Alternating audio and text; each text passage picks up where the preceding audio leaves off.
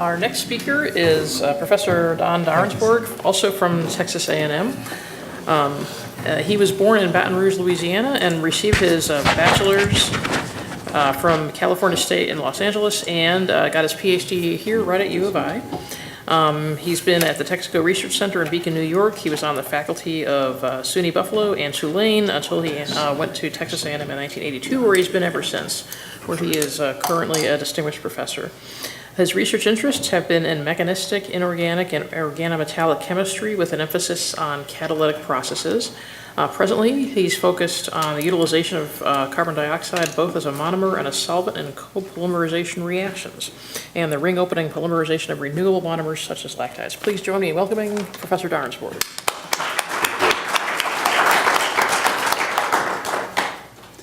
Well, thanks a lot. I too would like to thank the organizing committee, especially Patty and her fellows organizers, for the invitation to come back to Urbana-Champaign. It's like coming home after being away for 50 years or so. I don't have any slides with quotes from great philosophers, but I have a philosophy of my own, and that is the important things or the important decisions we make in life come when we're young. And I always try to tell that to my students. And the important decisions I made at 18 was to study chemistry, was to come to Illinois and do graduate studies, was to work with Ted and get to know his family, Audrey and her kids, and have just a great experience. And I also tell my students that graduate school is the best time of their lives. They don't understand that. But certainly my time here at Illinois was a wonderful time, and I appreciate it very much and appreciate all that Ted's done. And what's really impressive about this symposium is that they timed it a week after this UN report on climate change. I don't know how you arrange a symposium with, with that kind of timing. But nevertheless, it's been a pleasure to be here, and I've really enjoyed this diverse group of lectures. And of course, now I'm going to focus on chemistry and probably bore some of the audience, but I apologize in advance. So, through my early career, we invested a lot of time in just understanding fundamental reactions of CO2, how to make carbon-oxygen, carbon-nitrogen, carbon-hydrogen bonds. And in more recent years, we decided to invest our efforts in making polymers from CO2 as a way to sequester CO2 into long-term materials. So that's what I'm going to give you an introduction to today. So we're going to be looking at the coupling of CO2 with three-membered ethers, cyclic ethers, known as oxiranes or epoxides. And we all learn in chemistry that CO2 is a very stable molecule. And so in order for reactions to occur easily, that is low energy processes, we need very active, high energy molecules. And oxetanes are high energy by virtue of they have all this ring strain. So we're going to use this system to couple to try to attempt to make useful materials called polycarbonates. Now, if you look at CO2 mitigation strategies, capturing, we can think of as a negative emissions. And the DOE has spent a lot of money in recent years on capturing CO2 in deep wells. The alternative is conventional, that is, produce less CO2 to contribute to a reduction in global warming. And if you look at this, there have been many model studies and here's one, to show that if you limit CO2 levels to the 420 to keep global warming below 2 degrees C, at the end of the century, we need to cut carbon emissions. That is, technology is not going to capture enough CO2 to affect a reduction in global warming. And of course, we've learned that this past week that 2100 is far too late, that we need to be doing this by 2040. And this number is going to be more like 1.5 as opposed to 2. So this problem has become a lot more urgent. So if we look at utilizing CO2 to make in chemical synthesis, we can look at a vertical approach, which is generally a high energy process. So to make these sustainable, we're going to be needing to get our energy from something other than petroleum. So we can go through formic acid, formaldehyde, methanol, and eventually methane. On the other hand, if you look at the horizontal approach, so all these require reduction of the CO2. If you look at a horizontal approach where there's no formal oxidation change, we can go to urea, and urea is probably the largest chemical that's produced from CO2. It accounts for about 50%. Or we can make carbonates, polycarbonates, cyclic carbonates, etc. However, to make all of these materials, alcohols, ethers, amines, esters, amides, we have to do this diagonal reactions, and those are typically done from hydrocarbons, alkanes. So this is what's lacking. We can do a lot of this. We do a lot of this with photoelectrochemistry or some chemical reactions. But to make these, then we really need we start with a hydrocarbon. And so this is an area that requires lots of effort, and it's fairly difficult chemistry. And so the progress there has been rather slow. And I'll show you two reactions that have been, because the other issue with CO2 is you can often do reactions in a cleaner way. So where you might not use so much CO2, you do the process more environmentally friendly. And that has environmental effects as well. So if you look at the most popular polycarbonate, the one we're all familiar with, BPA-based polycarbonate, because of its physical properties, it's made by a polycondensation of phosgene and bisphenol A, and the byproduct is HCl. And it's in a biphasic methylene chloride water solution. So this process is fairly dirty. You can enhance it a bit by first converting your phosgene, which is this very toxic gas, to diphenyl carbonate. And diphenyl carbonate then will react in a melt reaction. This is a solid, that's a solid, so you can melt them together without solvents and make the same material. And the phenol that's produced here can be recycled.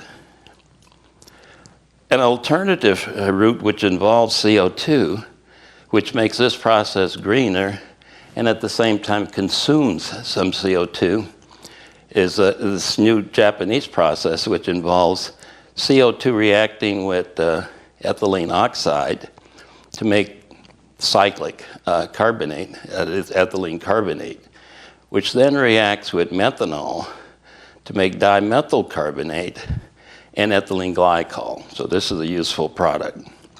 This dimethyl carbonate is converted with phenol to make diphenyl carbonate, which then is coupled with bisphenol A to make bisphenol A polycarbonate in a solventless manner. So this process is greener. It makes two useful materials. The phenol, the methanol can be recycled. And so it's a significant improvement over that, although the CO2 consumption is still at a fairly low level. And here's what we've seen over the years since 2012, where the capacity for making CO2 to diphenyl carbonate to polycarbonate has increased around the world, starting in Taiwan to Korea to Russia, Saudi Arabia, China. So that capacity has gone up then significantly to about 12,000 kilotons per year. Important, but not really a big significant amount of use of CO2. But the process is cleaner, so it's made environmentally more desirable. So if we look at this utilization of carbon dioxide into chemicals and fuels, so we want to do this chemistry, sequester some, use some of the expenses derived from making useful materials to aid in the cost of sequestration. So we turn spent carbon into a working carbon. And this carbon then is going to be coming, this CO2 is going to be coming from a point source. And the point sources are going to be fossil fuel power plants, oil refineries, or industrial processes. These sources amount to about 6.8 gigatons. So that's what we're going to have to deal with, we'd be dealing with. Recall that, the total emission is about close to 37 gigatons in 2017. Currently, in 2014, we were using 180 million tons per year of CO2 for chemicals and fuels. 2016, we're up to 207. It's projected we might get up to 330 in 2030, okay? And we're talking about 6.8. So this is a small contribution to that. Nevertheless, it's a significant contribution. So we're going to be coupling epoxides, and we want to make useful materials. So what I have here are all the epoxides or oxiranes that we've used and others have used to make polymers. There's a large variety of them. A lot of them can be obtained from terpenes. All the green ones can be obtained from renewable resources. The two bottom green ones can be directly precursors that are renewable resources that can undergo epoxidation. All the rest of these, one has to do some chemistry to get to the precursor to the epoxide. And a point of using renewables is if it takes a lot of chemistry to get to the material, the epoxide, then that often isn't sustainable. Going from these to the epoxide is easy. From some of these others, it's rather difficult. It involves a lot of chemistry to get to that precursor. And so that's illustrated here. We can look at one of the simple ones. We go from the metabolite of ethanol, bioethanol, dehydration to get the ethylene, oxidation to get the ethylene oxide, coupling with CO2 to make polyethylene carbonate. So, these processes involve some energy. On the other hand, limonene can be converted to limonene oxide fairly straightforwardly because we go directly from the precursor to the oxide. So a lot of those other epoxides I had on the previous slide, start way back over here somewhere. So those processes, even though they're using renewable resources, are not necessarily sustainable. So, from corn we can get to ethylene carbonate, CO2 in orange pills or lime pills, get us to limonene oxide, etc. And we've got a review on this subject that was recently published. Now, if you look at this ethanol issue, so we're going to produce bioethanol, do the dehydration, the oxidation and addition. We're using CO2, oxygen, and bioethylene. I really don't like this process at all. And every time I fill up my car with gas, I feel annoyed that I have to put in 10% of this. Now I know in the Midwest you don't want to talk about, getting rid of bioethanol. Farmers, corn growers, this is a big part of their business. So making polyethylene from ethylene derived from bioethanol seems like an absurd thing to do. Similarly, making ethylene carbonate from ethylene bio-derived ethanol doesn't make any sense to me. And the really big issue about it, it's competitive with food production. And we like to avoid any competition with food production because, as we've heard, the population is going to make this big increase. We don't want to upset that. So now I'm going to have to drill through some serious chemistry. Okay, so to do this chemistry, we have to have catalysts. And I was trained as an inorganic chemist by Ted. So my big function initially was learning to make very highly active and useful catalysts that avoided side reactions that were very selective, etc.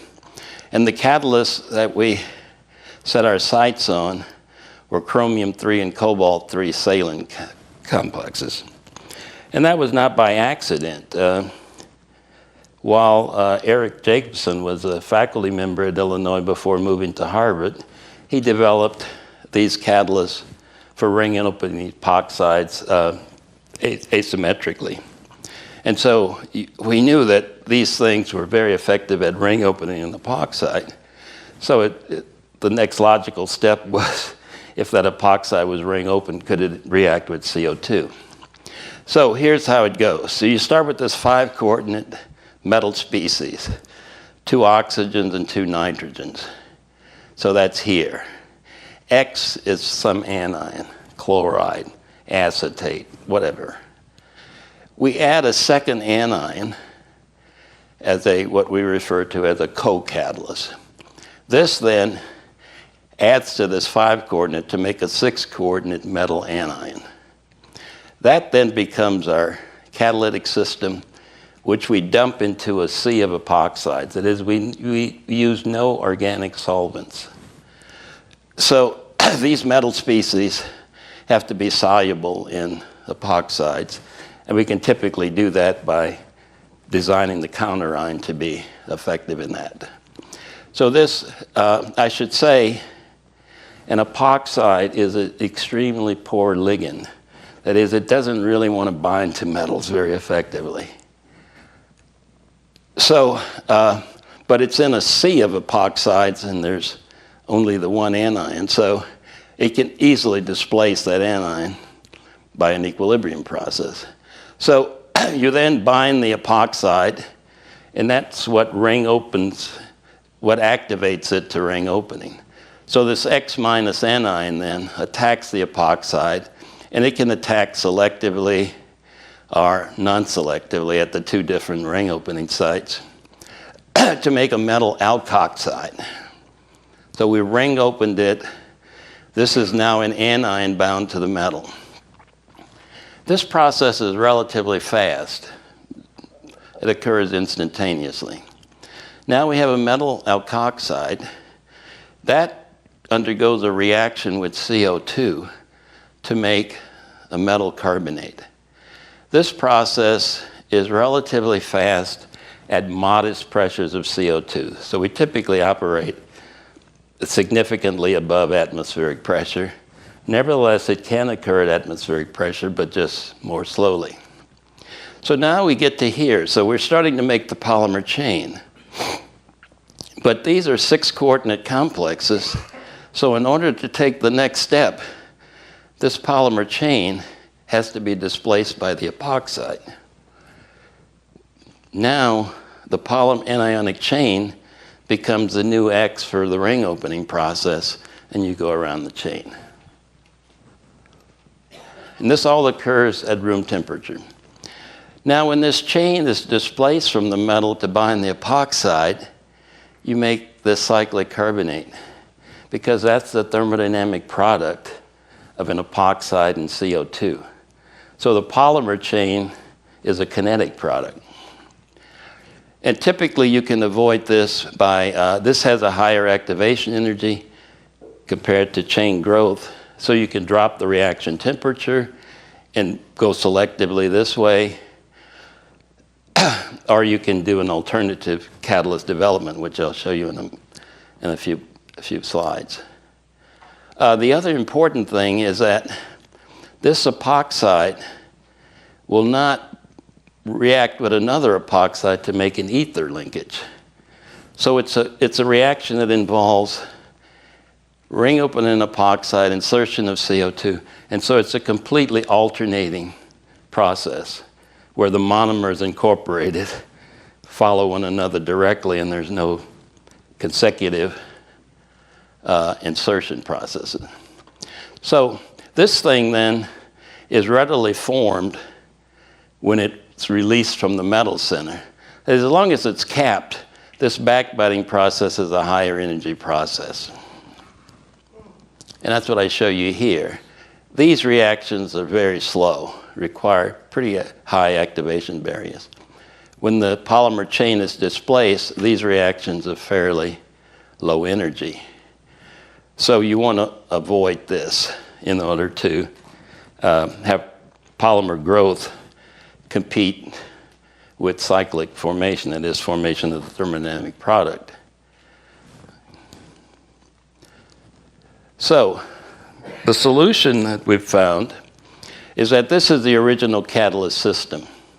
So we have a 5-coordinate cobalt, and the anion is provided by a salt from this large ppn salt, where there's little interaction between the anion and the cation. And so this anion is free to act as a nucleophile. And so these we call binary catalyst systems.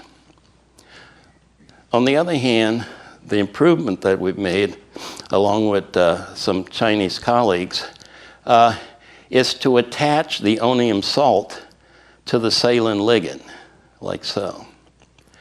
So the result of that, say if we're coupling indene oxide with CO2, we get a mixture of the cyclic material and the polymer. And using this catalyst at 0 degrees, so we really enhance the process for making polymer, the selectivity is not so great. On the other hand, if we use this one, at 50 or 60 degrees, where we can get the reaction to go really fast, it's highly selective. So with this minor change, which appears minor though synthetically, making these asymmetric saline ligands are not a cup of tea.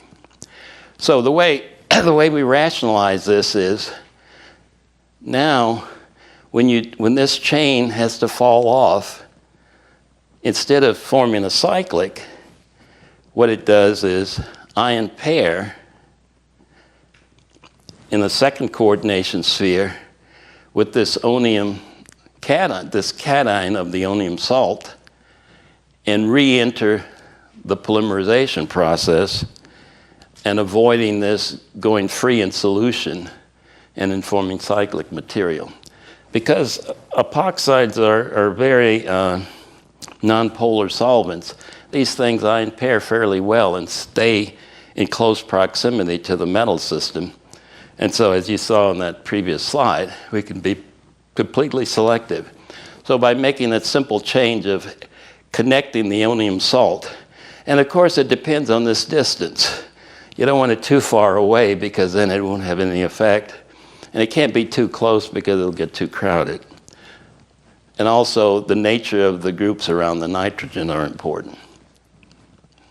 Okay, so these reactions are done in typically homemade stainless steel reactors.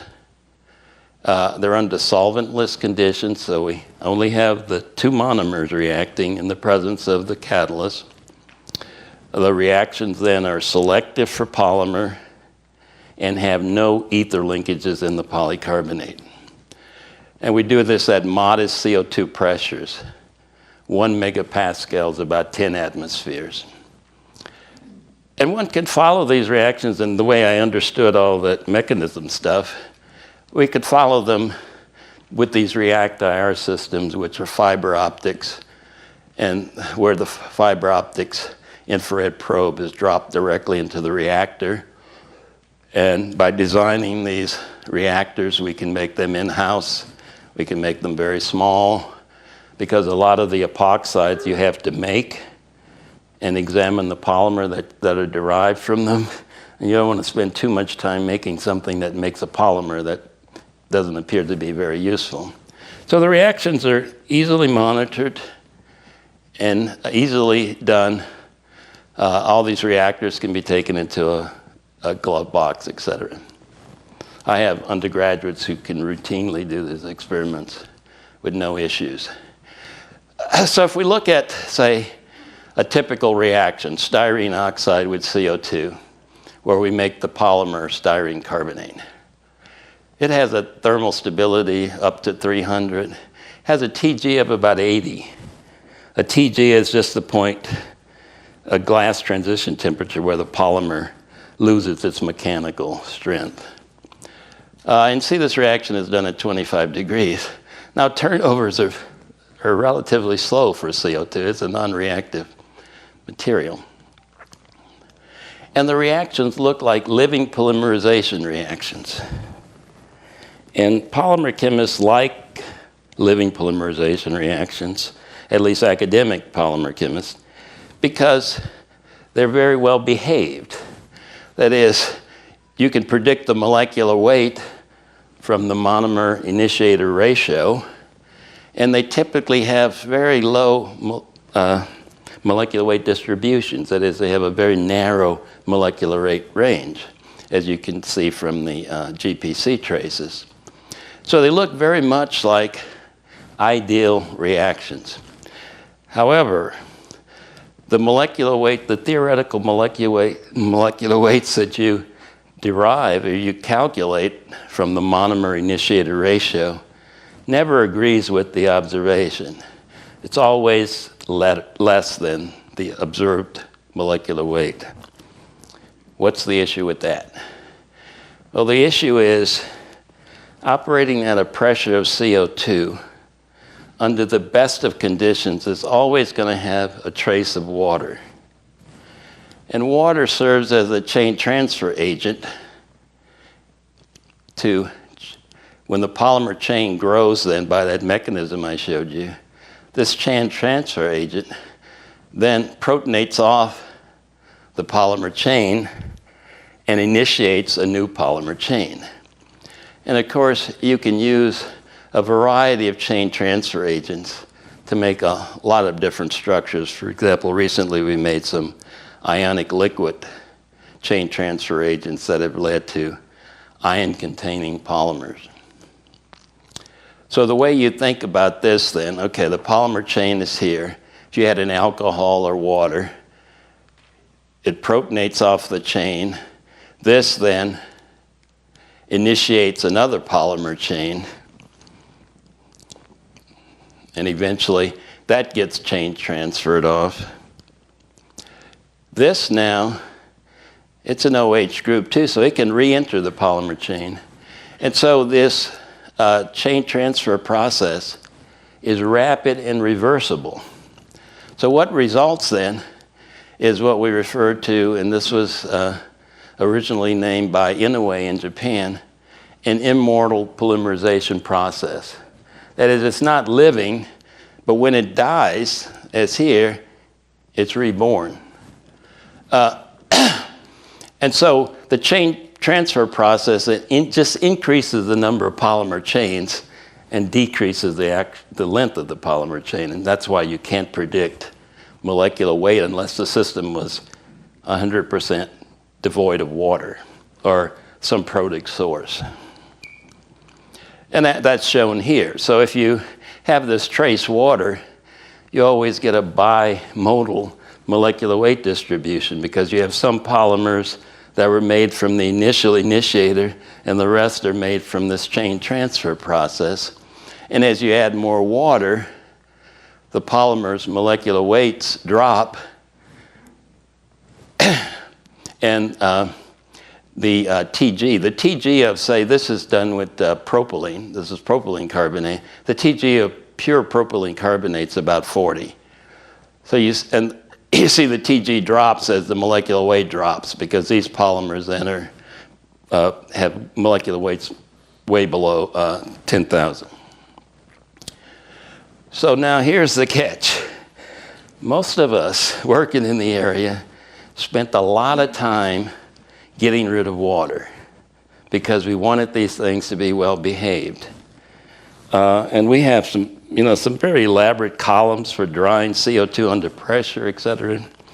And it turns out from a commercial standpoint, the only polymer so far that we or anyone else has made are these polyols that are derived from chain transfer. Low molecular weight polyols, because they're used for coupling with diisocyanates to make polyurethane. That's a big commodity chemical. And companies like Convestro, Bayer, a variety companies in England, Aramco has gotten into this big time. And so they use this procedure for making polyurethane and estimate that the global warming impact reduction is using this technique over the original, which I'll say in a second what it is 11 to 19%, and the fossil resource depletion reduction of 13 to 16. So it has a significant impact. And what I want to talk to you after we get through this is these polymers are all hydrophobic in nature. That is, they lack functionality. And so what we're going to spend the rest of the time is on discussing how we can make them functional. But this just shows you polyurethane. Normally, the polyols that are used are 100% from petroleum resources, like polyethers. On the other hand, if you replace with polycarbonate polyols, derived in part from CO2, for example, ethylene carbonate is about 50% weight loss by petroleum by adding CO2. And of course, this makes a wide variety of very important materials that have a wide use in society. So this is going to become a much bigger source of CO2 use for chemicals. So the next part of the talk I'd like to discuss are producing polymers that have some functionality that we can do that won't necessarily incorporate a lot of CO2, but will make useful what we refer to as designer polymers. So if we copolymerize an epoxide with CO2 in the presence of water, then we get these polyols.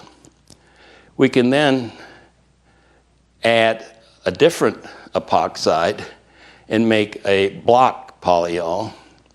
And that material can either be a tri-block or a di-block, as I'll show you in a second.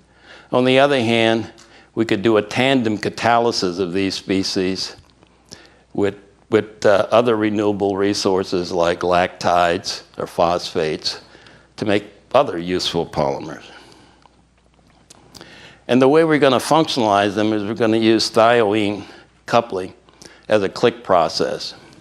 So what we do is we take advantage then of this very old process of thiols additions to alkenes called thioene coupling, and that's done in a photochemical or thermal radical mechanism to produce an anti-Markovnikov thioether. And here I show you the process. Produce a radical, it adds to the olefin. That radical then reacts with a new thiol, and we make a a thioether that has some functionality. And so the functionality is added to the thiol initially. So if we do the reaction then involving two monomers, one monomer with a vinyl group that we can functionalize. So we start with the, say, propylene oxide and CO2, initiate with our cobalt X species.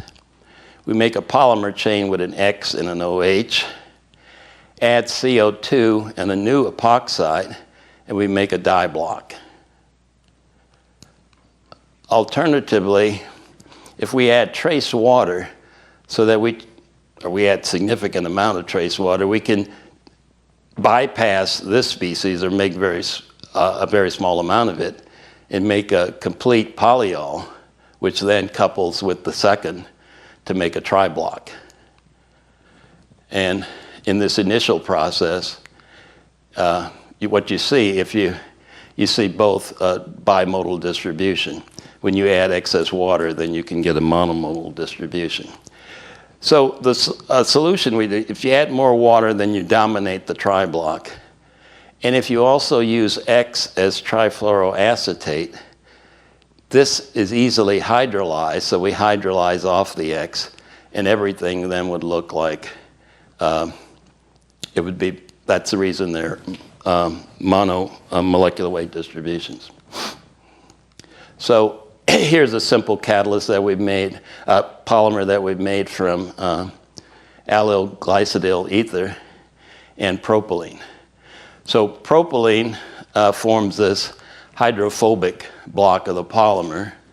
Then we add the ether, and that forms these two functions. So these are functions these are monomers that can be functionalized. And what you see here then is, here's the initial formation of the diol, of the polyol here. Then as you add more and more allyl glycidyl ether, then the polymer gets larger molecular weights. And you see in these cases, then you can really calculate the molecular weight, and it compares well with the theoretical weight because you know the amount of water as opposed to it being adventitious water. You see the molecular weights are, well, monomeric.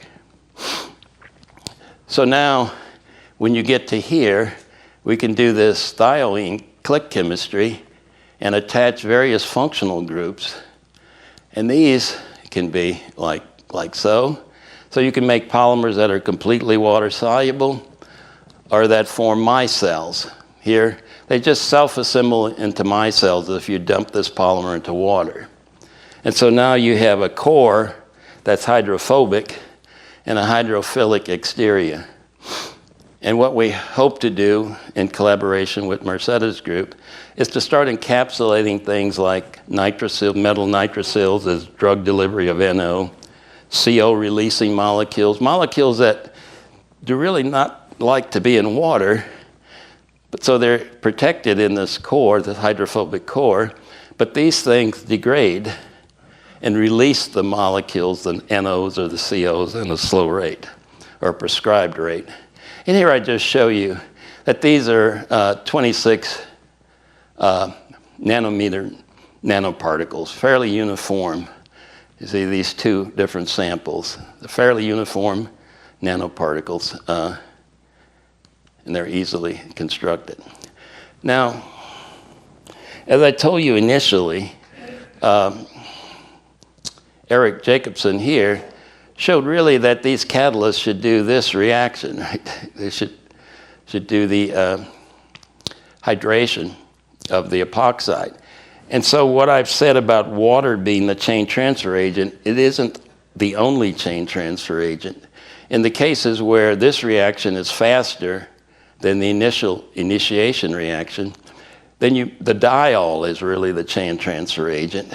But nevertheless, it's the same polymer you make. And then you can do the coupling, et cetera. And so this is all done, all these reactions are done in a one-pot system. That is, you do one stage, then you add the next epoxide, and the thing goes on. So it's very straightforward chemistry done at room temperature with hopes of making useful polymers. Here I show you a polymer we made, which here's a pristine sample of it. And let's see if I go back. No, go back. What we added was this amide group in this thioene click chemistry here. Now, if you look at the pristine sample, this is the polymer sample. Hopefully you can see it. If we cut it in two pieces and then bring it back together, after 24 hours, it has the same strength it had before you cut it. So it's a self-healing. And it does this with no external stimulus. That is, the self-healing, you have 100% recovery after 24 hours. Even after 8 hours, you're pretty close to being completely recovered. And the way we explain that is you have hydrogen bonding between these amide groups, and so this would be a homo hydrogen bonding, and also between the carbonate and the amide, a hetero hydrogen bonding. And we can observe these by NMR and infrared spectroscopy. So you mechanically damage this, you go here, you let it sit together, and these hydrogen bonds reform, and you come back. So they're self-healing. Now, obviously, there's one flaw in these self-healing polymers. In a very humid atmosphere, water's going to start taking over the hydrogen bonding. Alternatively, you could just do terpolymerizations, where you throw the CO2, the two epoxides together, and you do some random incorporation. And you can do all those reactions, and you can determine the relative rates of incorporation of the two monomers by Feynman-Ross type kinetics. And so then, once you have these groups sparingly distributed in the polymer, you can cross-link with a diethiol and make films. And if you don't overdo that, then you have surface spots where you can do surface functionalization.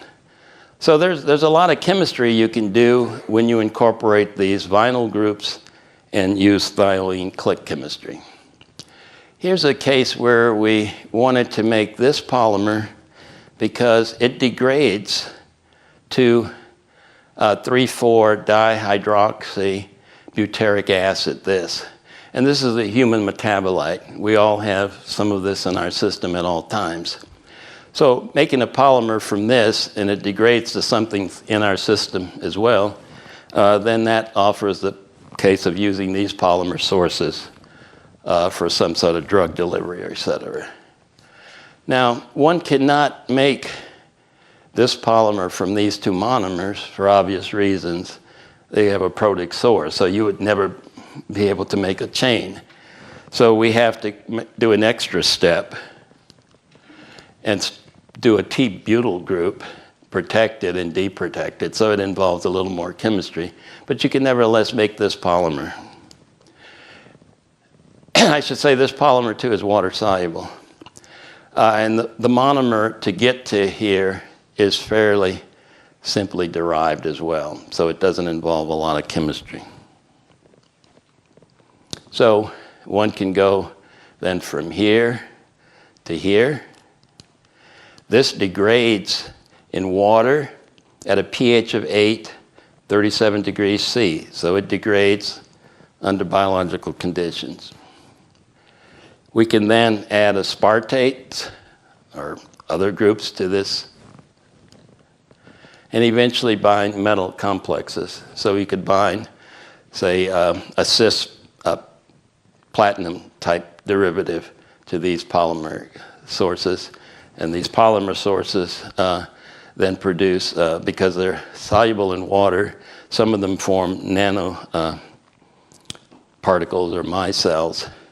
And then one could use those for delivery, drug delivery. So the final story I want to tell you about is done by this guy, Dr. Wu, who was a postdoc in my group. And this guy was the most imaginative chemist I've ever worked with. He did everything well. He's now a professor in Hangzhou. So we're doing this chemistry now. Okay, making a polymer chain with carbonates. If you add water, then that polymer chain is displaced from the metal.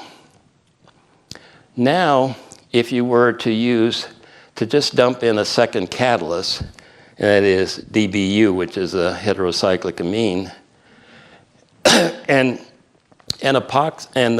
lactides, then they will start using this OH group to make a diblock of a styrene carbonate and a block lactide polymer.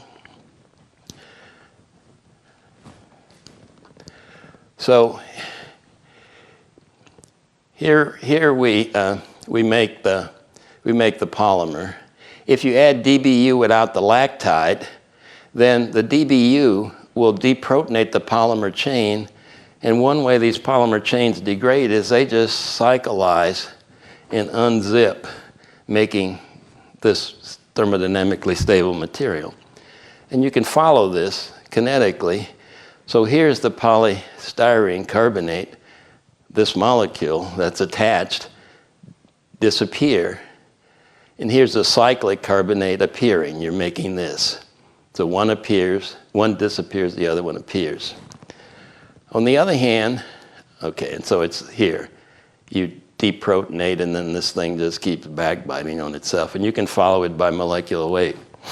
So it's a scission that's just a stepwise scission, as opposed to breaking the polymer chain in various places. On the other hand, then, if you add DBU and lactide, then this process occurs where the DBU deprotonates the polymer chain. That polymer chain ring opens the lactide, and you make lactide polymer. And you see it here. The lactide disappears. You make no cyclic carbonate, that is, you eliminate that, and then you make the diblock. Finally, you could do triblocks this way, right? We make the polyol, make triblocks, etc. And of course, backwards. Of course, you then can follow the kinetics of these. And you see these are very clean reactions. They go very cleanly to very selectively, and one can make a variety of polymers. And the trick is now is which of these are useful? How can we redesign for various desirable materials? But the process has already become an industrially important process. For example, Aramco bought a small startup from Jeff Coates at Cornell for $100 million. So clearly they plan to do something with these things. And it's mostly involved in this polyurethane issue. Okay, so hopefully I've given you some idea of what we can do and what we need to learn to do. And there's a lot to be learned. But of course, we've done the easy work. We've gone along that horizontal path. The people who have to do the real work is going up that diagonal, making all those varied molecules from CO2. Because you can imagine a day when there's no petroleum, and you're stuck with two carbon sources, biomass or CO2. So you're going to need to learn to make things from CO2. And hopefully, we've introduced you to the start of that in my group. Okay, finally, well, best wishes, Ted. Happy birthday again. This is sort of my philosophy on life. It's life is like fine wine, we get better with age, or rather we feel better about our age with lots of wine. And I think it's a good philosophy to live by, actually. These are former students. The students involved in what I talked about today are these three plus the postdoc, and it was funded by NSF and Wells. And thanks a lot for your attention. We've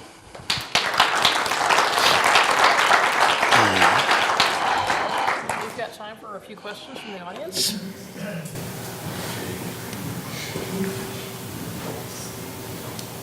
Yeah. You see that approach moving through functionalization into any acrylic chemistry, which is so valuable in today's economic world?